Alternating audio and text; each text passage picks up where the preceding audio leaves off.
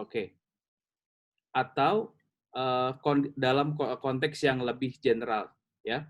Nah, saat ini Mbak Cecel sebagai founder dari PT Kebahagiaan Itu Sederhana, dan memang sederhana ternyata ya, NKCTHI ya, generasi 90-an dan bagian dari Rumah Millennials Network, sahabat kita semua. Nah, selamat sekali lagi untuk karya bukunya kemarin Mbak Cecel. Dan Mbak Cecel ini awal-awalnya berkarya dengan banyak sekali inisiatif ya. Ini saya screen capture dari Instagramnya.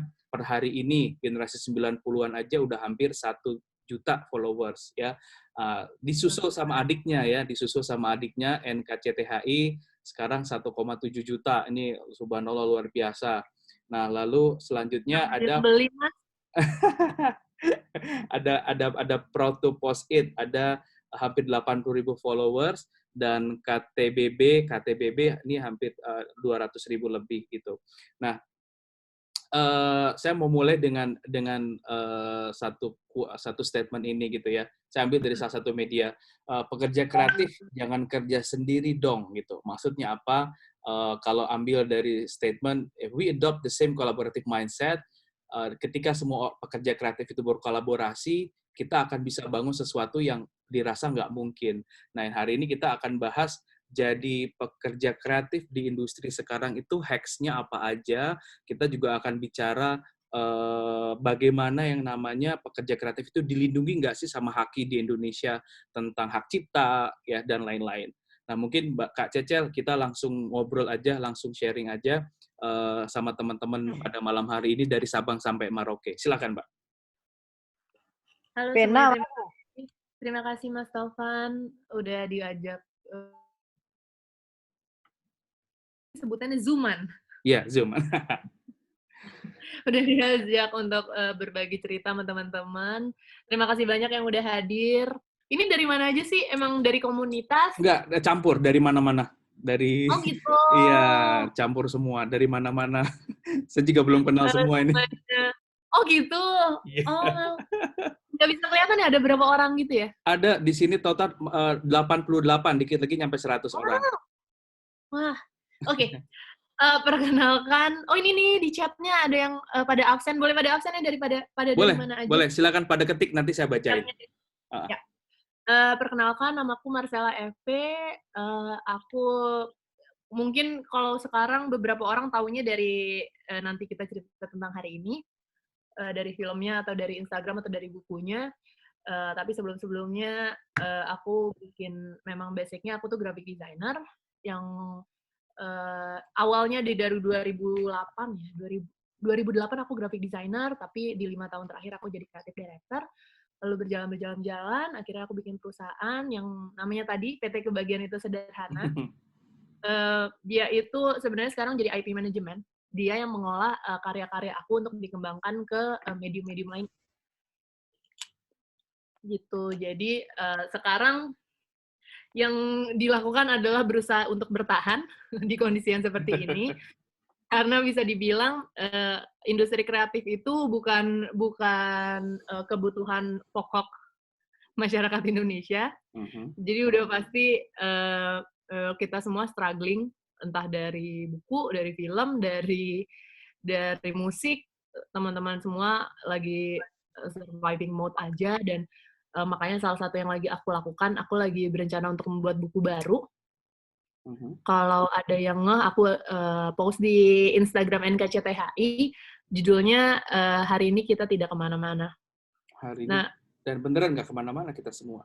Beneran nggak kemana-mana. Jadi itu buku sengaja aku buat karena jadi 3 hari yang lalu aku nonton video, Mas.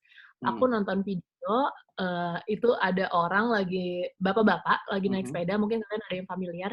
Bapak-bapak itu tiba-tiba jatuh di jalanan, orang-orang nggak ada yang berani nolong. Terus ternyata orang takut dia kena COVID, ternyata bapak itu kelaparan. Ternyata dia belum makan dari pagi, dia jatuh. Dan aku udah kayak semalaman aku nggak tidur sampai pagi, kayak aduh gimana, berarti makin kesini makin banyak dong orang yang bukan bertahan karena bukan nungguin gaji, dia untuk makan hari ini aja sulit gitu. Dan sampai besoknya aku ngobrol aku Zoom juga sama Timi Kita Bisa kalau tahu. Yeah. Dia cerita ternyata per April ini ada 170.000 orang yang kehilangan pekerjaan per April ini, dan kita diskusi lah apa yang bisa dibikin ya, apa yang bisa kita buat, dan ya kebetulan aku bisanya sedikit bisa menulis, jadi aku kemarin kepikiran oke deh coba deh gue paksain gue mau bikin buku, dan insya Allah buku ini bisa dijual secara digital, dan nanti keuntungannya buat kita donasi buat teman-teman industri kreatif dan juga mereka yang kehilangan pekerjaan. Nah, itulah akhirnya sekarang besok aku start untuk ngegarap buku itu. Gitu. Oke. Nah, ini sebelum teman-teman yang lain nanya, mungkin as pekerja seni ya, journey-nya dari awal sampai sekarang, mungkin buat teman-teman yang saat ini juga struggling ya, berusaha untuk meyakinkan jalan hidupnya memang betul sebagai pekerja seni dan betul diyakinkan sama Mbak Cella, karena misalkan begini, pemerintah menganjurkan oke ini kita fokus anak-anak mudanya ke subsektor industri kreatif, ada banyak sekali, dan Mbak Cella udah masuk ke film sekarang, sebelumnya di percetakan buku, lalu ada teman-teman yang juga mencoba di bidang-bidang yang lain. Nah, kira-kira Mbak, what is your wisdom message ya untuk teman-teman yang lagi berjuang di koridornya masing-masing, tapi ranahnya itu bicara industri kreatif. Apa yang harus disiapkan, apa yang harus dibikin, dan apa yang harus diantisipasi gitu. Habis ini kita lempar pertanyaan ke semuanya. Silakan. Ini lagi membicarakan kondisi sekarang atau kondisi pada umumnya nih? Pada umumnya dulu, pada umum. Kita sejenak lepas dari COVID nih, anggapnya lagi normal. Oke, kalau balik ke kondisi saat kita semua baik-baik aja dan bisa keluar rumah tanpa ketakutan, aku tuh startnya kan di desain komunikasi visual. Aku kuliah di kafe di 2008. Jadi dari 2007 itu aku udah mulai kerja sebenarnya dari zaman SMA gitu ya.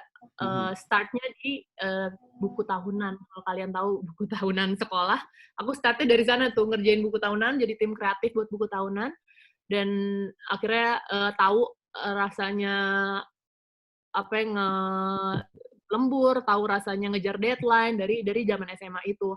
Sampai akhirnya udah memutuskan untuk masuk DKV dikarenakan aku kurang suka belajar, Mas. Aku nggak suka kayak pelajaran di sekolah. Jadi aku merasa satu-satunya kuliah yang tidak ada matematiknya itu DKV. Tapi ternyata ada juga. Ternyata dimanapun ada matematiknya. Ya udah, akhirnya aku kuliah pun jadi mahasiswa yang sebenarnya bukan mahasiswi unggulan. Aku di kampus pun udah benar-benar surviving mode, benar-benar gimana caranya pokoknya aku bisa lulus lah gitu. Dari IP 1,8 bertahan naik, akhirnya pas di skripsi aku mengerjakan tugas akhir itu judulnya Generasi 90-an. Oke, jadi Generasi 90-an itu hasil dari skripsi ya? Generasi 90-an itu skripsi aku. Nah, itu adalah kayak dendam baik aku sih, dendam yang kayak aku mikir udahlah nih 4 tahun aku kuliah nggak maksimal, sekadarnya banget, dan aku mikir oke ini di terakhir perkuliahan aku mau maksimal. Udah, aku fokusin dan aku total banget waktu ngerjain Generasi 90-an. Aku ngelakuin survei, aku riset ke kantor-kantor, aku bikin kuesioner, aku bikin Twitter dulu awalnya di 2012. Aku bikin Twitter dan ternyata berjalan. Tadinya niatnya sebelum aku lulus itu, aku nanti selesai kuliah itu mau lanjutin jadi fotografer. Jadi dulu aku sempat foto, Mas. Jadi sebelum lulus itu aku banyak ngerjain project freelance-an tuh foto buat grup band, foto buat di backstage gitu, backstage Justin Bieber gitu, kayak gitu. Aku banyak di foto sama desain, tapi sambil berproses sebelum lulus aku tuh kena liverku dan kolesterolku jelek lah, kondisi tubuhku nggak sehat lah. Dan itu penyakitnya orang kreatif tuh, nggak perlu lupa istirahat. Begadang pagi ke pagi sampai aku mikir kayaknya nggak bisa kalau aku bekerja dengan cara kayak gitu, umurku aku rasa tidak akan panjang. Dan yang dirugikan adalah aku sendiri dan keluargaku gitu, dan aku gimana ya caranya ya gitu. gimana caranya aku bisa kerja di industri ini, tapi kerjanya nggak segila-gilaan itu. Akhirnya aku baru tahu, oh ada tuh ternyata profesi creative director. Membuat konsep dan nanti dieksekusi graphic designer. Oke, si fotografer ditinggalkan, semua ditinggalkan, dan akhirnya aku mulai generasi 90-an. Dan kalau kalian sebenarnya generasi 90-an itu kan kuatnya di konsepnya. Dari ide besar itu, aku belajar untuk menurunkan ke medium-medium lain. Aku ngelihat, kok bisa ya Doraemon dari satu karakter itu, tapi dia bisa hidup puluhan tahun gitu. Marvel, dia dengan 1-2 karakter itu dia bisa hidupin banyak orang gitu.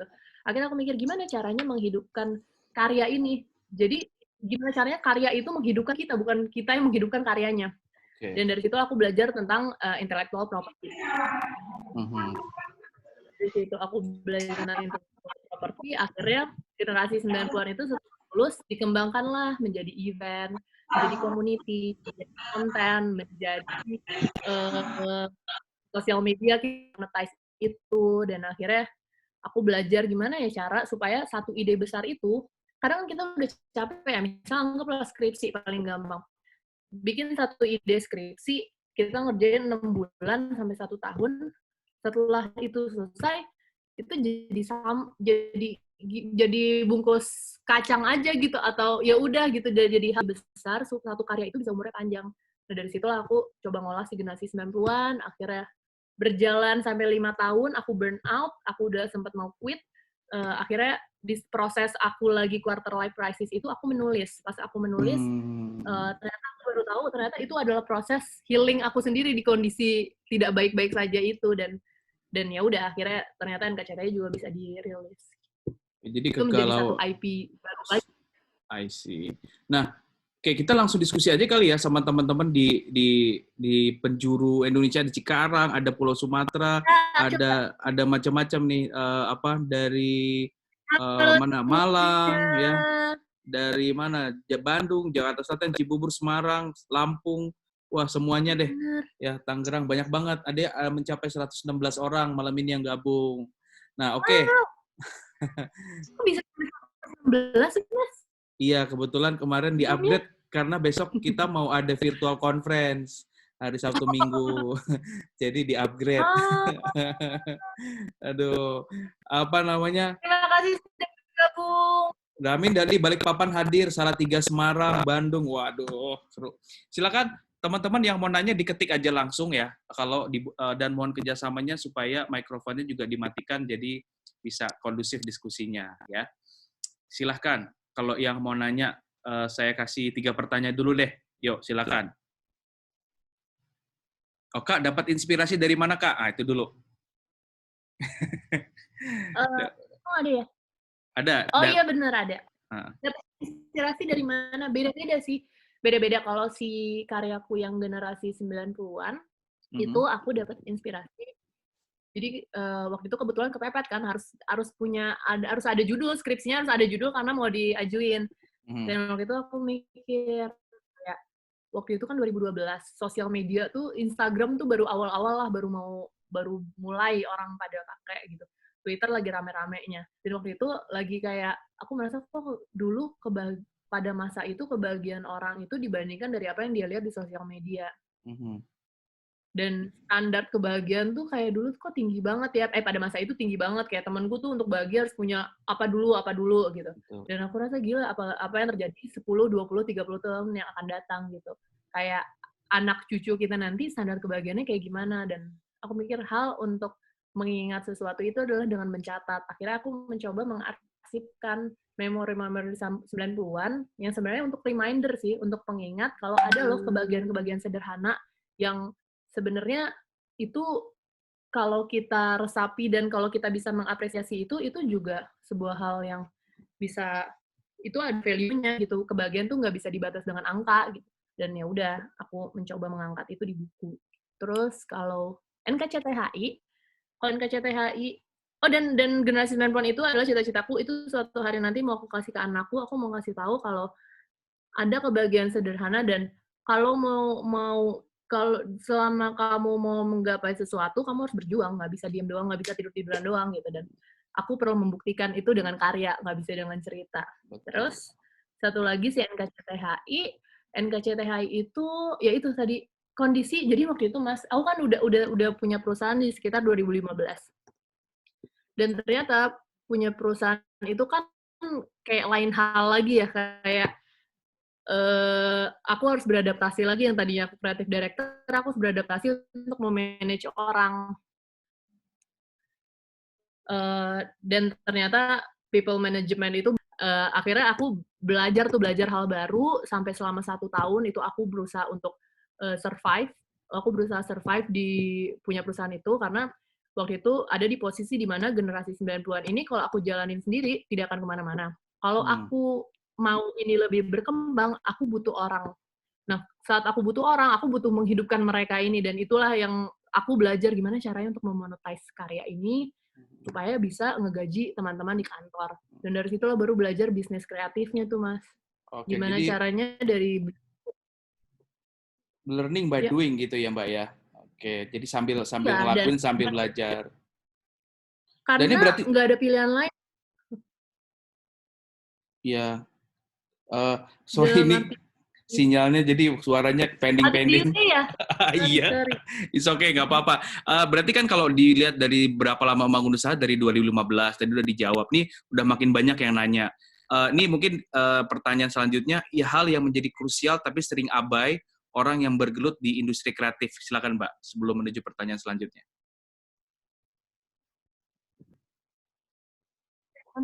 Maaf, apa gimana, Mas? Maaf, gimana? Pertanyaannya adalah hal yang menjadi krusial, hal penting, tapi sering diabaikan sama orang-orang yang bekerja di industri kreatif. Jadi, Hal krusial. ya.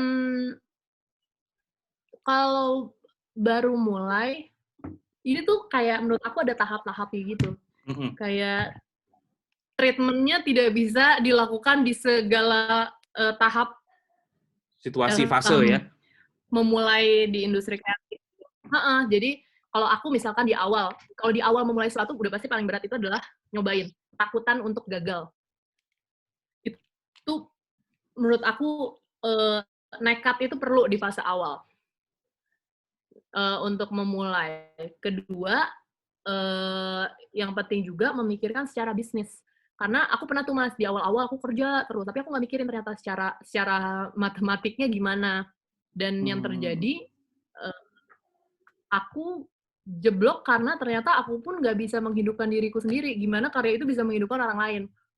Sampai di fase itu ternyata, ternyata gimana cara mikirin kreatif dan bisnis jadi satu tuh gimana caranya. Karena banyak teman-temanku yang terjadi setelah 10 tahun, tapi mereka nggak mikirin secara matematiknya gimana.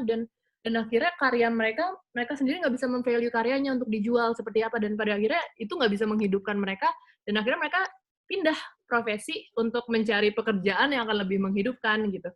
Dan akhirnya si kreatifnya ini ya tenggelam dengan keadaan aja. Jadi mungkin kalau dirangkum lebih ke manajemen yang harus diperhatikan ya Mbak ya, manajemen. Ya, mempersiapkan manajemen.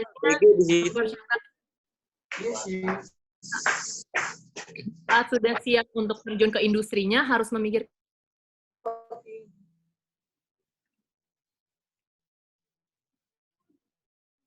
Dan dari situ baru setelah kita punya mati sih suaranya. Sebentar saya dan setelah itu baru kita tahu gimana pengembangan. Udah tadinya ada sini. Oke. Jadi ya, silakan Mbak. Untuk terjun mulai dulu, kalau udah mulai, udah tahu apa celah, apa kurangnya, udah diperbaiki, baru udah merasa oke, ini udah waktunya untuk terjun ke industri. Sebenarnya pikirkan bisnis modelnya seperti apa, karya ini bisa dijual seperti apa, gimana cara memvalue karya sendiri, dan dari situlah baru bisa mengembangkan dan mendelegasikan. Level berikutnya adalah mendelegasikan, itu lumayan berat Mas. Delegasi pekerjaan ya. Generasi 90-an itu kan setelah berapa tahun harus didelegasikan ke mereka yang memang harus ada kepala-kepala yang lebih fresh, dan itu another problem lagi. Dan ya Tapi itu ya fase-fasenya bertahap terus sih. Oke. Nah, ada pertanyaan lagi. Gimana cara Kakak bertahan di tengah jenuhnya menyerah pas masa kuliah? Nah, ini flashback untuk dede-dede yang lagi kuliah. Gimana bertahan? Kan gimana ya? Aku kan mungkin ada teman-teman yang kuliahnya udah biaya sendiri. Aku waktu itu tuh masih dibiayain orang tua aku, dan menurut aku itu sangat tidak bertanggung jawab kalau aku menyia-nyiakan rezeki yang udah mereka capek-capek pagi ke malam buat biayain aku, dan aku menyia-nyiakan itu. Menurut aku jadi orang yang kayak mubazir gitu. Jadi ya itu modalnya udah nggak mau tahu, pokoknya harus lulus 4 tahun gitu. Karena waktu itu posisinya aku dibiayai dan aku harus tahu diri, dan aku waktu itu udah mikir setelah lulus aku akan berhenti dibiayai oleh keluargaku karena aku mau menjadi individu yang bertanggung jawab juga untuk diriku sendiri. Jadi ya waktu itu sih motivasinya itu untuk lulus. Oke. Selanjutnya, membangun kepercayaan diri pada saat kita membuat sebuah karya, dan apakah ada support system yang berperan aktif di karya terakhir Kakak yang difilmkan? Wah, ini bagus pertanyaannya nih. Membangun percaya diri. Ya, pada saat kita membuat sebuah karya kan pasti banyak cibiran, banyak orang yang bilang no, say no, atau dan lain-lain. Adakah support system yang berperan aktif nih katanya di karya film karya yang difilmkan? Ini dari Lutfia yang nanya. Silakan Bacel. Ya. Untuk membangun percaya diri, menurut aku itu juga proses sih. Awalnya aku orang yang sangat insecure sih, Mas. Sampai sekarang malah aku insecure. Sebelum karya itu dirilis, pasti ada rasa kayak, ini kayaknya nanti orang nggak suka gimana ya, nanti lep-lep gitu. Tapi makin kesini ya makin terbentuk. Karena dulu pas generasi 90-an yang pas pertama, karya itu kan sebenarnya simple banget tentang aku mau ngebagiin kebahagiaan sederhana di era 90-an gitu. Terus pas rilis, ternyata ada aja orang ngomong jahat gitu, bilang karya ini sampah, bilang yang bikin apa-apalah gitu. Iya, dan itu terjadi, dan akhirnya aku baru nyadarin di saat satu karya itu sudah dirilis ke industri, karya itu bukan sepenuhnya punya kita lagi. Karya itu akan jadi interpretasi banyak orang, itu akan jadi milik banyak orang, dan ya omongan itu pasti ada. Dan waktu itu aku ingat banget di kondisi awal tuh, fase awal aku terjun ke industri dan terpuruk, sempat mikir, udah kali ya, maksudnya mendingan gue kerjaan yang lain, nggak terlalu besar mungkin exposure-nya, tapi tenang gitu. Terus sampai ketemu satu teman gitu, dia memang udah ada di industri ini juga duluan, terus dia bilang, Cel, kita itu kayak kapal. Kita kapal besar yang lagi berlayar. Nah, sekarang kondisinya ombaknya itu lagi kenceng banget. Nah, posisinya perahu lo itu sedang bocor. Air itu, energi negatif itu lagi masuk ke dalam perahu lo, dan sekarang lo tinggal menunggu, ada dua pilihan. Lo membiarkan perahu itu karam karena airnya terus masuk ke dalam kapal, atau lo tutup bocor di perahu lo. Terus kayak gue mikir, iya juga sih. Akhirnya dia bilang, Cel, lo akan capek untuk nyuruh orang diem. Nyuruh orang yang omongan negatif untuk nggak ngomong gitu. Karena itu akan melelahkan lo. Mendingan lo tutup kuping lo dan lo jalan kalau niat lo baik. Terus gue pikir, iya juga ya Mas, gitu. Kayak ya energi kita akan habis ke situ kalau kita harus merespon dan mendengar hal-hal negatif yang tidak keluar dari orang-orang yang memang kita percaya gitu.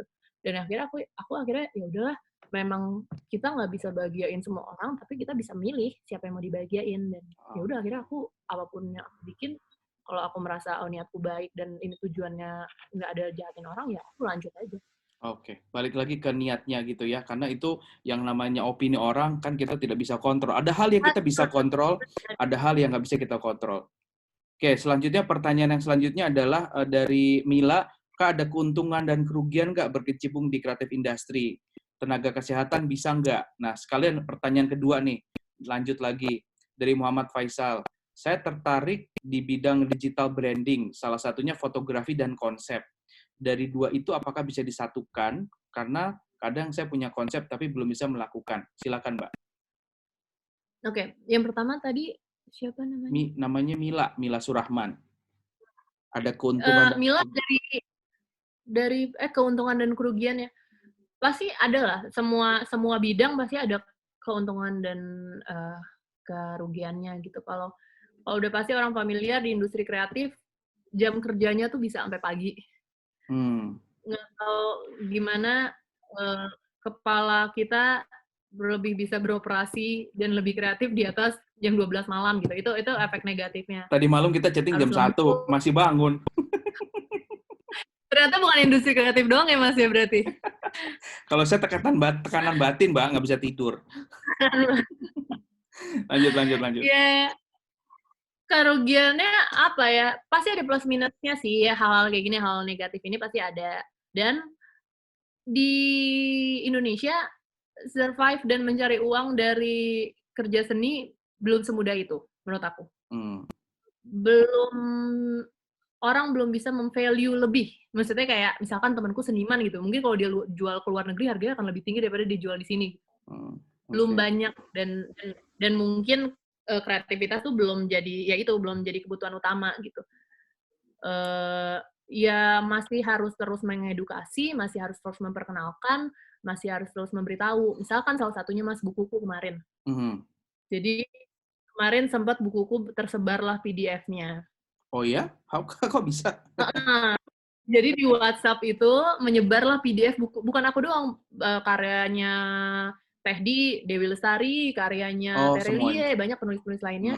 Jadi menyebarlah karena pokoknya kampanyenya si pembajak ini adalah lagi di rumah aja nih baca buku, tapi itu dia ngebagiinnya dengan agak brutal gitu kayak semua penulis. Nah, banyak yang bersuara lah waktu itu, dan salah satunya aku bilang gitu. Dan ternyata sebenarnya bukan niatan orang itu untuk membajak, Mas. Ternyata memang banyak teman-teman belum familiar dan mereka nggak ngeh kalau ini tuh adalah hak cipta. Literasinya ya belum terdidik dengan baik literasi. Itu kan ya itu intellectual property dan itu hak cipta yang sebenarnya sama kayak musik, kayak kalau di-download di luar dari yang official ya itu bajak. Tapi mungkin kalau musik banyak yang perkenalkan, tapi kalau di buku belum sesering itu. Dan menurut aku ya sebenarnya orang tuh belum segitu familiarnya dengan kreativitas dan kesenian ini, dan ternyata bukan karena mereka mau jahat, tapi memang belum tahu. Dan itu sebenarnya salah satu yang PR-nya semua pekerja kreatif untuk mengedukasi, untuk memperkenalkan. Ini loh, di sini batasannya. Gini cara mengapresiasi senimannya gimana, supaya senimannya bisa bertahan lebih panjang dan karya bisa dinikmatin gimana, kayak gitu-gininya kan masih PR kita bareng-bareng untuk mengenalkan. Teman-teman, boleh dimatikan nggak mikrofonnya? Sebentar ya, Mbak. Mohon di-mute ya mikrofonnya. Kok bisa rame gini sih? Kalian ada dari mana ini? 125 orang. Ya, Enggak, ngarang aja. Mahasiswa lagi pusing bikin.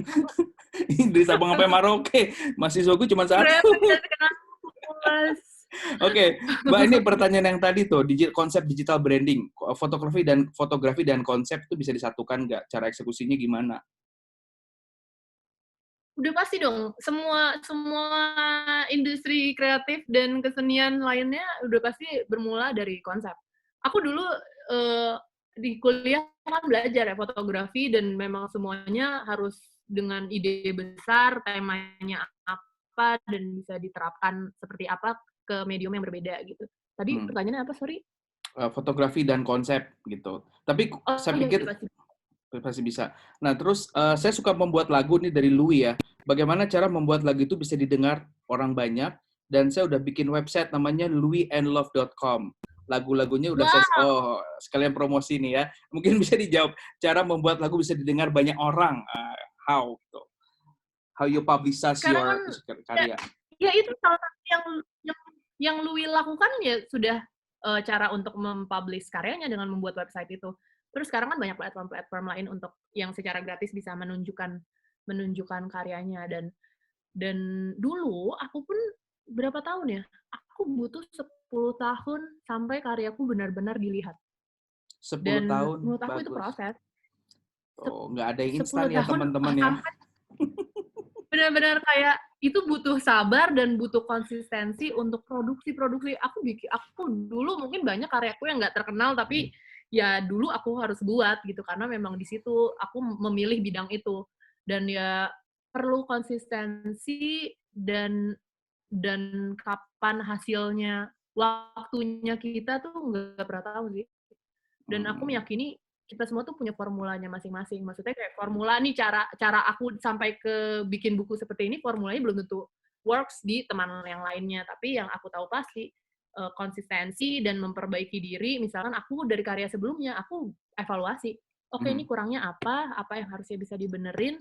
Aku mencoba menyaring komentar-komentar orang yang benar-benar dia mengkritik karena peduli ya, bukan mengkritik karena konstruktif ya. Banyak orang sekedar mau melempar isi pikiran aja gitu tanpa ada harapan apapun. Nah, aku berusaha menampung itu dan aku memperbaiki di karyaku berikutnya. Jadi good. Harus konsisten dan berprogres sih.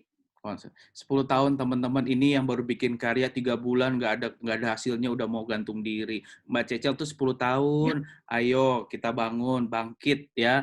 Karena hari gini semua orang bisa bikin karya, platformnya sama. Siapa yang memang dia nggak nyerah, dia akan pasti dapat dapat exposure, dapat kesempatan. Nah, ini ada dari Blackjack, ini Om Black ya. Salam kenal. Untuk bisa survive kita perlu menemukan diri sendiri. Nah ini inner journey, kan ini Mbak nih membahas nih di beberapa statementnya bagaimana menemukan diri sendiri when we feel that we are get lost. Nah, silahkan. Menemukan diri sendiri, menurut aku itu proses sih. Aku mempercayai dan aku berulang kali aku menyebut kata proses karena mungkin sampai sekarang pun aku yang sekarang sama aku yang 5 tahun lalu 5 tahun lagi bisa jadi aku berubah gitu. Menurut aku itu proses pencarian, begitu juga passion. Ya, aku bukan penganut yang kayak ikuti passionmu gitu, Mas. Aku tuh mungkin agak, aku memilih untuk menjalankan, ya maksudnya kadang passion saat susah, kita bisa quit gitu. Ini bukan passion gue nih. Maksudnya kalau aku bisa bilang, di saat pertama aku survive bikin karya, dan karyaku nggak ada yang lihat, dan malah ngata-ngatain setahun, 2 tahun, 3 tahun, aku bisa bilang, ini bukan passion gue, dan gue quit, mungkin nggak bisa aku sampai bikin buku itu. Dan menurut aku, pencarian jati diri ya begitu juga, gitu. Dan pada akhirnya, semua orang tuh punya tujuannya masing-masing, gitu. Ada yang pingin tenang, ada yang pingin kaya, ada yang pingin terkenal, ada yang pingin apa dengan targetnya masing-masing. Kalau aku sih, aku berproses. Dulu aku mikir, oke, aku pengen bikin karya, pengen membuktikan kalau aku nggak cuma main-main aja di kuliah. Sambil bertambah usia, nambah lagi motivasinya. Oke, aku bikin karya, seenggaknya aku mau bisa punya tabungan deh. Oke, nambah usia lagi, aku bikin karya supaya aku bisa jadi manfaat buat orang. Menurut aku itu kayak proses pencarian yang panjang, nggak bisa kayak 21 tahun, ini gue kayak gini dan gue udah pasti gini. Kayak, ya pencarian aja dan mana yang lo nyaman pada akhirnya dan lo yakini gue mau menjalankan gue yang seperti ini jangka panjang, ya mungkin itu lo. Oke. Mbak Cela, waktu itu kan kita sempat ngobrol di di kantor ya Mbak Cela, waktu saya main, terus waktu itu sempat terjadi conversation bahwa proses industri kreatif itu tidak ada yang bisa ditebak dengan pasti dan nggak banyak orang yang memang mau struggling di sesuatu yang nggak pasti karena katanya industri kreatif itu adalah bukan industri yang pasti. Apalagi kalau kita bicara soal penghasilan ya. Nah, ini ada yang nanya nih kebetulan. Kak Cela mau nanya apakah kreatifpreneur abad 21 bisa jadi pendobrak? Mungkin jadi alternatif pilihan karir ya kalau dijalanin serius gitu. Nah, mungkin ini sebagai orang yang sudah berjalan duluan, gimana nih ini untuk yang nanya namanya si Abah. Abah siapa namanya Abah? Masih muda Abah. Silakan.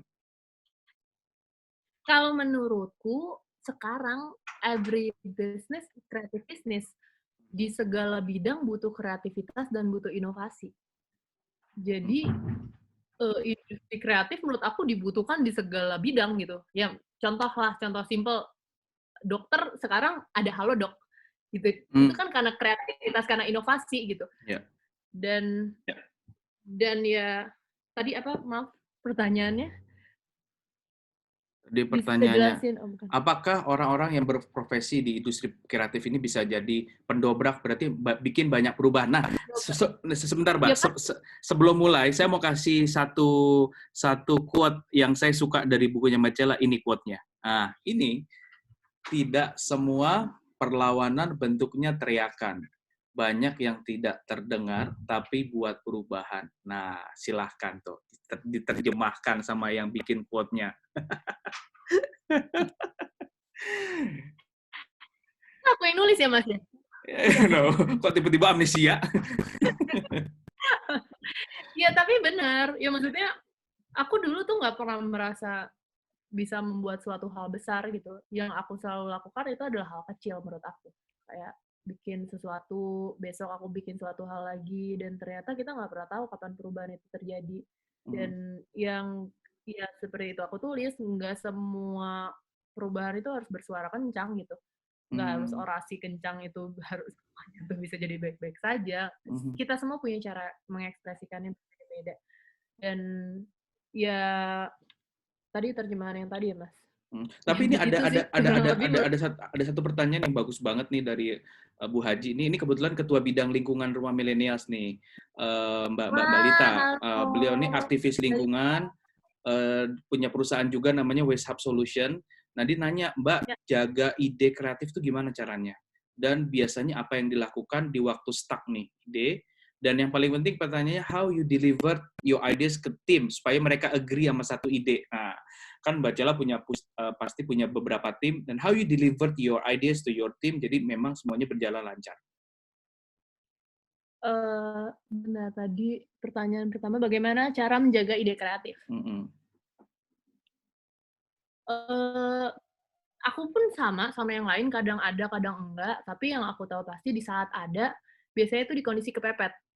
Di kondisi misalkan buku generasi 90-an ya itu kondisi yang memang aku sedang tidak baik-baik aja. NKCTHI aku lagi quarter life crisis. Terus, nah di saat itu aku mencatat ide-ide itu, dan nanti di saat waktunya ada, aku baru mengeksekusi. Jadi aku biarin aja ide itu mental ngacak, itu semua aku catat, nanti di saat, oke ini udah waktunya nih, nanti baru aku eksekusi. Terus, wah ada yang punya buku KTBB, terima kasih. Apa yang dilakukan waktu lagi stuck? Kalau waktu lagi stuck, tergantung nih kondisinya seperti apa. Kalau ini project client base, yang memang, Cel, deadline besok lusa, itu mau stuck nggak stuck, itu aku akan ada di depan komputer. Itu tanggung jawab yang harus dipenuhi. Jadi, aku akan ada di nyelesain itu tepat pada waktunya. Tapi misalkan itu project yang misalkan buku itu biasanya aku menjauh dulu sih dari karyanya. Aku mau membiarkan karyanya itu benar-benar organik dan tidak dipaksakan gitu, bukan karena gue pingin rilis tanggal segini, pokoknya jadi nggak jadi, bagus nggak bagus harus jadi. Itu nggak, aku biasa memberi waktu. Biasanya aku tuh kayak nonton atau baca hal-hal yang nggak biasanya aku baca, atau tonton, misalkan aku biasanya sukanya film lucu, aku tonton film yang genrenya lain.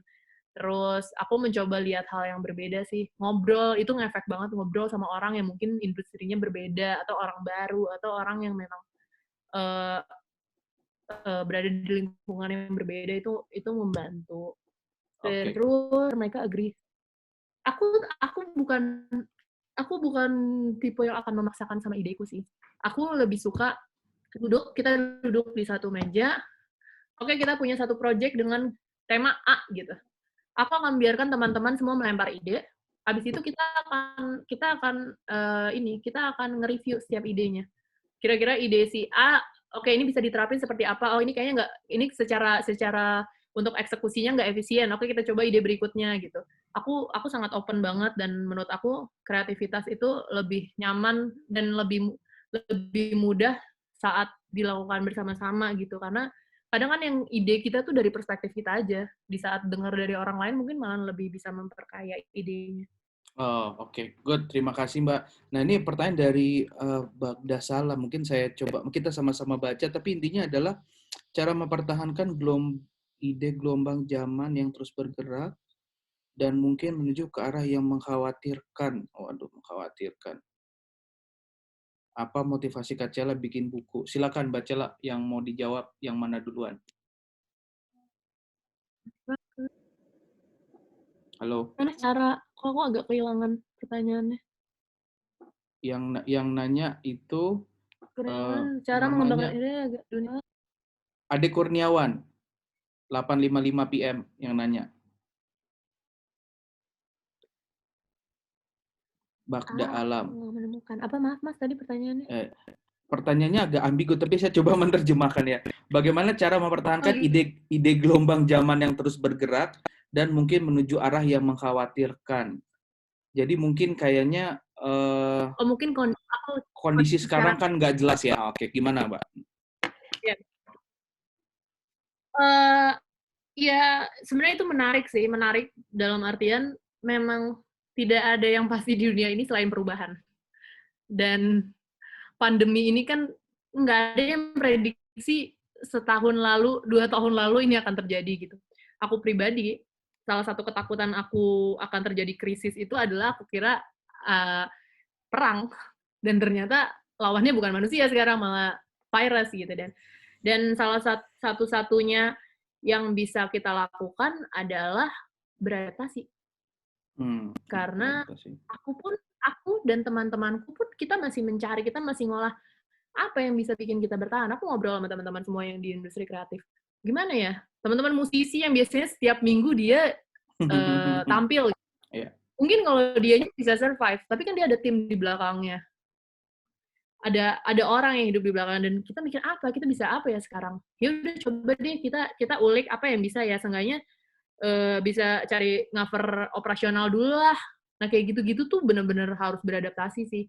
Akhirnya harus mempelajari, oh ternyata di luar udah banyak kok orang yang mulai nyari penghasilan dengan digital gini. Dia show, sekarang udah mulai kan orang-orang mulai konser online. Iya, betul. Dia mulai melakukan hal-hal baru yang sebenarnya kita nggak pernah bisa rencanain kemarin. Iya, betul. Dan kita harus belajar untuk beradaptasinya aja. Oke, adaptasi ya. Thank you, Mbak Kajal. Next adalah, ini kalau lagi flat, gimana cara ngadepinnya? Kayaknya lagi nggak ada motivasi, bingung, dan kayaknya flat aja gitu. Aditya Yusuf, namanya Aditya Yusuf yang nanya. Ya itu mirip sama yang tadi sih. Kalau itu memang client base, memang ada tanggung jawab di sana, ada klien di sana yang ya kita harus memenuhi tanggung jawab itu pasti harus aku selesaikan dan semaksimalnya aku lakukan. Tapi kalau memang di kondisi proyek pribadi kayak ke CTHI, aku kasih ruang sih biasanya. Aku nggak mau memaksakan sesuatu yang akhirnya aku cuma jadi ya udah sejadinya aja biar rilis gitu. Biasa aku ngasih jeda sih ke diriku sama kerjaan sama karyanya. Jangan push yourself too hard lah ya. Stres nanti.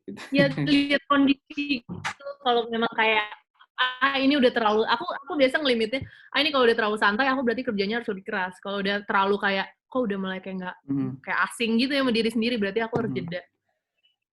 Oke. Nah ini kan kita waktunya terbatas dan udah banyak pertanyaan. Jadi kalau ada pertanyaan yang saya lewatkan berarti tadi sudah terjawab sama Kak Cela. Nah saya mau pilih satu pertanyaan dari Mustaqim Han nih. Mustaqim ini nanya, Kak, aku dari Malang, mau tanya, kira-kira buat ningkatin awareness dari orang-orang terhadap karya kita tuh gimana? Terutama buat orang-orang yang sudah kita planning sebelumnya, buat jadi target pasar kita. Kadang karya udah lumayan, tapi kok interest-nya kok kurang gitu ya, Kak? Apakah cukup apakah cukup dengan bagus dan beda, atau ada tips lain dari Kak Cela? Silahkan. Itu mirip sama yang jawaban yang tadi sih, konsisten. Dan ya perlu aku ulang, aku selama 10 tahun berkarya, benar-benar orang ngelihat karyaku setelah 10 tahun. Dan waktunya orang tuh beda-beda. Ada temanku yang dia baru rilis karya setahun meledak, berhasil gitu, ada. Cuma ya menurut aku waktu orang beda-beda, dan yang tidak pernah, yang polanya semuanya hampir sama ya, kerja keras, konsisten kerjain itu, dan evaluasi kalau memang ada yang kurang diperbaiki. Dan misalkan lihat kok nggak serame ini ya, padahal udah aku post maksimal, ya mungkin belum sebaik itu kualitasnya, mungkin masih perlu diperbaiki lagi gitu. Coba terus. Bagusnya di kita kan beda sama pasar gitu. Itu perlu trial error. Market tuh perlu kita nggak bisa nebak. Aku nggak pernah menebak kalau NKCTHI bisa jalan segitunya. Aku kira tuh kayak ya lumayan lah gitu.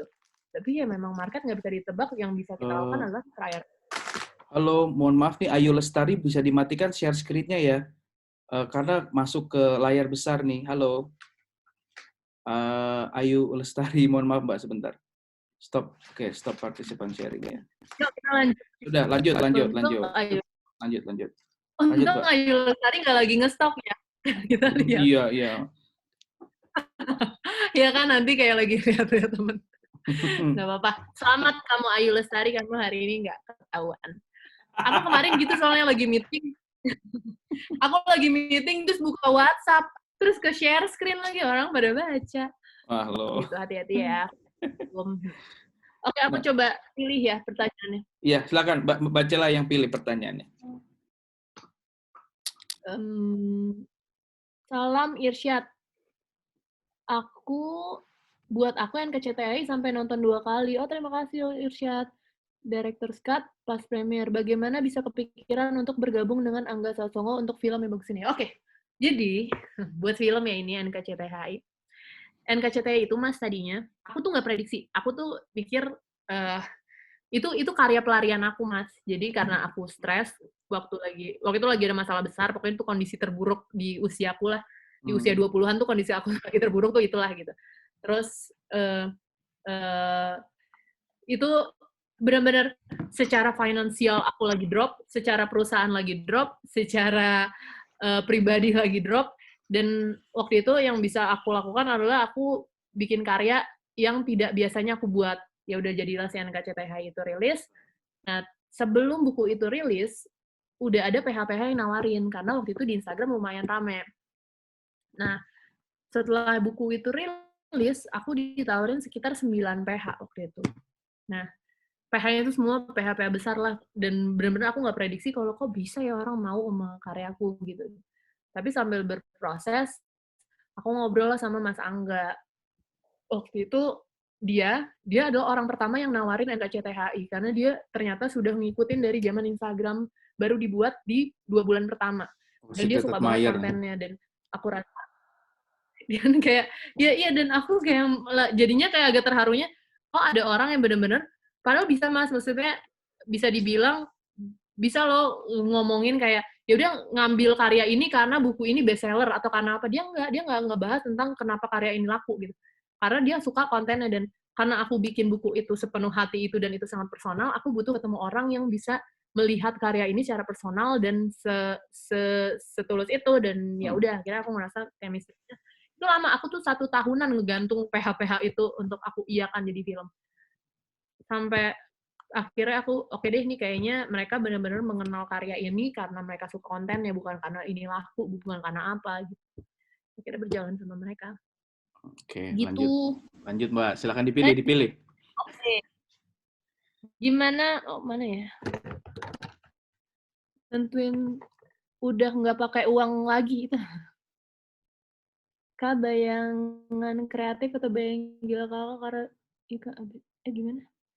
Yuda, Kak, bayangan kreatif atau bayangan gila kakak ke arah positif ya Kak abis pandemi ini? Misal seperti kembali dunia sistem baru.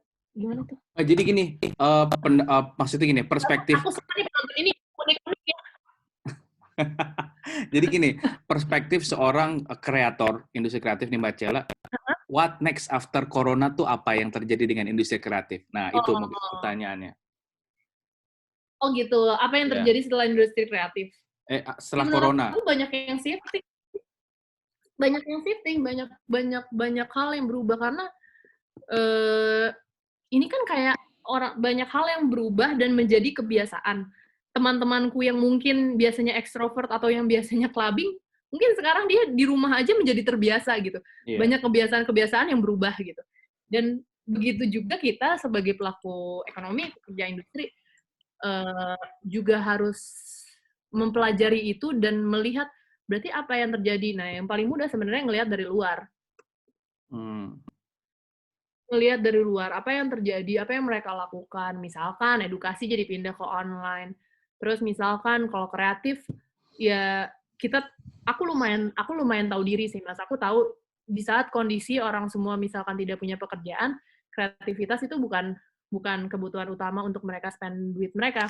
Yeah. Jadi mungkin aku dan teman-teman lebih harus memawas diri dengan cara kita sekarang lebih memikirkan untuk gimana caranya bertahan dulu. Bertahan.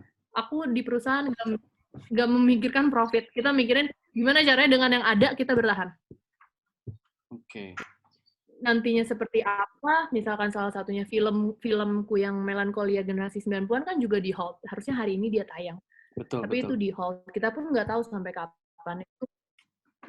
Dan ini masih mengambang semuanya tuh ngambang, kayak ditanya bioskop pun bioskop juga nggak tahu sampai kapan. Ditanya ke orang pemerintahan aja, ini coronanya sampai kapan ya? Kita nggak ada yang pernah tahu ini sampai kapan. Dan memang yang bisa kita lakukan, ya apa yang bisa dilakukan digital tuh, itu mungkin salah satu hal yang pengen aku coba. Terus apa yang terjadi setelah ini, jujur aku nggak bisa memastikan dan menebak-nebak, tapi yang aku tahu sekarang untuk aku dan internalku itu kita berusaha untuk surviving mode, untuk hemat, untuk mencoba meminimalisir resiko-resiko, karena kan kita nanggung ada teman-teman di sana yang hidup dari pekerjaan itu, jadi sekarang benar-benar bertahan. Mudah-mudahan cepat ini. Mbak, saya mau seling share screen. Ini saya pikir buat teman-teman juga apa namanya akan ada banyak insight ya. Sebentar. Oke. Sebentar ini. Nah, ini dia. Saya tadi cari-cari sebelum diskusi sama Mbak Cela ya, peluang industri kreatif itu kan memang luas banget di Indonesia. Kalau lihat misalkan apa namanya? Oke, ini kita lihat ya, sektor industri kreatif itu katanya adalah sektor kedua setelah minyak dan gas bumi yang saat ini sudah berkurang stoknya. Nah, saat ini tahun 2018 saja, 2 tahun lalu, itu sektor kreatif menyumbang 852 triliun, setara dengan 7,3% total PDB selama 3 tahun terakhir. So, it's a growing industry. Nah, ini juga ada 12 pekerjaan dengan bayaran tertinggi untuk orang kreatif. Apa aja? Yang pertama ada editor, makeup artist, penyair, penulis lirik, penulis kreatif, editor film dan video, ada arsitek landscape, ada fashion designer atau perancang busana, ada animator atau seniman multimedia, ada perancang komersial, ada penulis teknis, ada arsitek, dan perancang video game. Terakhir, ini posisi Mbak Cela nih sebenarnya sebagai art director gitu. Bener nggak Mbak Cela? Mungkin bisa kasih tanggapan, silakan. Itu aku nomor berapa tuh, Mas? Nomor satu, tapi taruhnya di bawah. Oh, iya. Kita aminin aja ya berarti. Art director. Ya menurut aku ya mungkin itu salah satu profesi yang masih bisa dijalankan, karena kan semua bidang masih butuh ide, masih butuh konsep. Cuma ya di artikel itu sih di kehidupan pribadi aku tidak terlalu terlihat ya. Itu kan teori ya, Ya itu teorinya seperti itu. Cuma mungkin menurut aku yang sebenarnya masih bertahan tuh influencer. Karena brand dengan produk harian masih punya budget untuk spend marketing. Oke. Nah, menurut Mbak Cecel, pekerjaan kreatif apa yang bertahan saat ini, yang hampir tidak terganggu penghasilannya? Pekerjaan kreatif apa? Apa ya, kalau aku di sekitar temenku, musisi struggling. Musisi aman. Seni struggling sih, musisi itu struggling karena dia nggak ada off air. Temenku yang seniman pure art juga struggling karena exhibition mereka cancel. Temanku yang di agency lagi fase lanjut tidak lanjut karena brand tidak naruh uang sebesar itu dan mungkin bakal ada pengerucutan pegawai. Apa di industri kreatif yang masih bertahan? Semua ini kali apa? Apps itu, bikin apps yang buat ngebantuin orang gitu mungkin. Oh iya, bikin tapi game ya, apps ya. Iya, ya mungkin hal-hal yang bisa dilakukan di rumah gitu, games atau apa mungkin masih bisa bertahan. Cuma ya nggak tahu kan itu butuh investor dan lain-lain. Investornya konsultan kesehatan mental tuh laku tuh. Banyak orang stres kan. Iya benar. Cuma ya itu agak tipis ya, agak antara mau oportunis sama beneran berprofesi, agak bahaya tuh. Oke, nah ini berhubung kita udah di penghujung diskusi, saya mau minta deskripsi dari salah satu quotes yang dibikin. Ini dia. Nah, Mbak, ini dalam banget maknanya. Saya mau Mbak Cela menjelaskan sama teman-teman malam ini apa makna dari statement ini sebenarnya. Oke. Pulang jadi kata paling nyaman setelah proses pencarian panjang. Ini tuh sebenarnya kayak orang tuh menafsirkannya sebenarnya agak-agak jauh gitu, banyak yang mengartikan ini kematian. Serem banget ya? Ya nggak, Mas Bikin. Taufan mengartikan ke arah situ apa enggak tuh? Enggak literally Enggak ke sana, ya? enggak. Enggak literally ke sana. Ya, ini tuh sesimpel pulang ke rumah, pulang ke orang tersayang yang kayak setelah kita beraktivitas bisa di dunia di luar tidak bisa menerima kita, semua orang tuh butuh pulang, apapun bentuknya, mau itu rumah, orang atau apapun, menurut aku semua orang tuh butuh pulang. Kalau ngomongin kesehatan mental anak zaman sekarang itu banyak banget yang ada di ranah depresi ya. Gimana sih Mbak? How they can survive gitu loh? Karena bentuk depresi anak muda ini banyak sekali triggernya. Salah satunya adalah krisis kepercayaan diri. Mereka ngebandingkan dirinya dengan orang lain, jadi insecure dan lain-lain dan lain-lain. Nah, kalau menurut Mbak Cela ini buat teman-teman yang lagi dengerin malam hari ini, how they can get through gitu supaya akhirnya bisa menguasai emosinya dengan baik gitu dan bisa ngelewatin masa-masa sulitnya seperti yang tadi Mbak Cela bilang ya, udah ngelewatin masa sulit dan lain-lain. Gimana caranya, mungkin bisa cerita sama teman-teman sebagai statement penutup malam hari ini, silakan. Oke, kalau aku mungkin nggak bisa ngomong sebagai ahlinya ya, psikolog atau terapis, tapi yang aku tahu dan aku pelajari dan aku dengar dan aku lakukan, cara terbaik, bukan terbaik ya, cara ternyaman yang aku lakukan itu adalah menerima kesedihanku, menerima kegagalanku, menerima luka-luka yang aku alami. Kayak yang terjadi di beberapa tahun lalu, di fase quarter life crisis. Mas Taufan, quarter life crisis juga nggak, Mas? Ngerasain umur 28, agak telat waktu itu. Iya, karena yang laki-laki lebih ya Mas ya. Kalau aku waktu itu di usia sekitar 2016, 26 gitu, 25, 26, 27 lah itu struggling banget. Pencarian sebenarnya kita maunya apa, profesinya apa, kok kayaknya dunia nggak terima, mau ngapa-ngapain kok kayaknya jadi kayak nggak diterima di luar sana gitu. Dan aku berusaha untuk berdamai sih, berdamai dalam artian menerima kondisiku. Dulu aku sempat ada di fase di mana di saat aku tuh nggak mau sedih, aku kayak udah apa-apa harus positive thinking, pasti ini ada, dan ternyata positive thinking itu tidak sehat untuk aku jalanin selamanya. Positive thinking yang terlalu panjang dan akhirnya itu jadi tumpukan sampah yang suatu hari mau dibersihin jadi susah. Dan ternyata yang aku lakukan, aku nggak perlu terus harus bagi, aku nggak perlu terus nunjukin aku senang. Ternyata aku cuma perlu harus berdamai, nggak apa-apa sedih, nggak apa-apa marah, nggak apa-apa takut, dan ya hal-hal itulah yang akhirnya aku rumuskan dalam buku.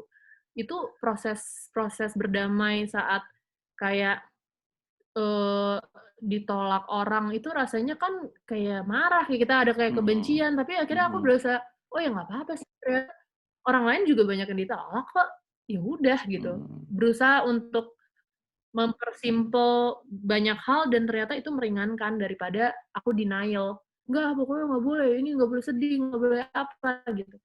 Dan ya proses itu akhirnya sampai sekarang aku menerapkan itu untuk menerima apapun kondisinya, dan ya pada akhirnya yang kayak aku tulis ada masuk ke dalam lirik Kunto Aji, yang dicari hilang, yang dikejar lari, yang ditunggu pergi. Aduh, sampai hari kita berhenti dan menyerah saat itu kita bekerja. Dan ya itu berlaku. Itu ternyata aku menyadari, ya benar, saat aku udah nyerah, ya itu datang. Luar biasa. Begitu, teman-temanku jadi bersedih. Kita kasih jempol, ayo tuh kan ada reaction, kasih jempol semua. Aduh. Atau ini udah masing-masing udah terkesima kayaknya Mbak Cela. Mungkin ada satu pesan terakhir banget nih untuk teman-teman melewati masa pandemi COVID, terakhir statement penutup. Mereka bisa melewati ini semua bareng-bareng sama kita semua. Silakan. Apa ya, untuk yang memang pas-pasan ya bertahan, hemat-hemat. Untuk yang ada lebih, bantu sekitar. Nggak pernah tahu, kita bener-bener nggak pernah tahu. Aku kemarin lagi kontekan sama temenku, aku random ngirimin sesuatu ke temanku, terus dia langsung bilang, dia sutradara dan lain-lain memang pekerja kreatif udah bilang, Cel, kalau tahu duitku tinggal 300.000 untuk bertahan, nggak tahu sampai kapan. Waduh. Dan kita nggak pernah tahu siapa yang susah di sekitar kita, karena sekarang semuanya kesulitan. Jadi kalau memang ada lebih, bantu orang sekitar, karena kita nggak punya pilihan lain sekarang. Kita nggak punya pilihan lain selain bertahan untuk menghadapi ini semua sih. Betul, setuju Mbak. Setuju. Jadi ya yang susah sekarang tuh bukan kalau ada lebih, menurut aku ya kita nggak pernah tahu, siapa tahu mereka lebih membutuhkan, jadi ya bertahan. Oke, guys. Quotes-nya bertahan. Terima kasih Mbak Cela waktunya, sehat, tetap produktif, tetap ditunggu mudah-mudahan yang terbaik. Oke, sehat-sehat. Makasih banyak buat waktunya. Salam buat keluarga dan tetap bertahan quotes-nya tahun ini malam ini. Nggak tahu berapa kali kata bertahan tadi disampaikan. Oke. Nah, siap-siap.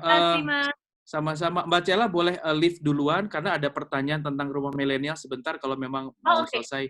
Thank you, Mbak. Terima kasih banyak. Thank you. Sehat-sehat semuanya. Thank you.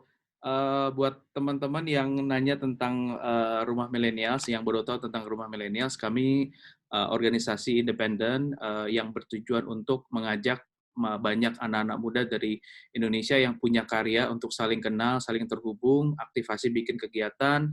Kita sebagai komunitas iya, sebagai media iya, sebagai event kolaborator iya. Lalu kita juga tadinya kalau nggak ada pandemi COVID ini kita mau mengaktifkan RM yang ada di daerah-daerah, tapi kita tunggu semuanya selesai, baru nanti akan ada perwakilan penggerak rumah milenial di daerah, karena saya yakin banyak anak muda penggerak yang punya sesuatu, itu butuh juga untuk diangkat profilnya dan jadi inspirasi buat sesama. Jadi, kenapa background saya Avenger, itu ada filosofinya, saya pakai ini semalam ini, karena memang sudah banyak sekali superhero di sekitar kita, tapi kita nggak kenal dan nggak tahu. Nah, rumah milenial bertugas untuk punya tanggung jawab mengangkat profil-profil itu, supaya bisa lebih dikenal oleh banyak teman-teman di Indonesia, bahwa yang namanya anak muda Indonesia tuh banyak yang punya aksi, banyak yang bisa dijadikan inspirasi, dan banyak cerita yang bisa dibagikan. Jadi yang belum follow akun Rumah Milenials, jangan lupa Instagramnya ya, @rumah millennials, dan kita akhir minggu ini ada hajat yang lumayan besar, alhamdulillah, ada namanya rangkaian virtual conference, itu 2 hari berturut-turut, dari jam 9 pagi sampai jam 9 malam. Silakan langsung menuju ke akun Instagramnya. Kalaupun udah nggak bisa akses Zoom, kalian bisa langsung akses via YouTube. Nanti kita akan ada streaming. Oke, selamat malam Pak Anies, bukan Baswedan ya. Oke, saya Taufan bukan Akbari ya. Oke, kantor Rumah Milenials di mana? Kantor Rumah Milenials ada di Awan. Kita nggak ada kantor fisik. Kita sedang bereksperimen. Alhamdulillah, puji Tuhan masih dipermudah.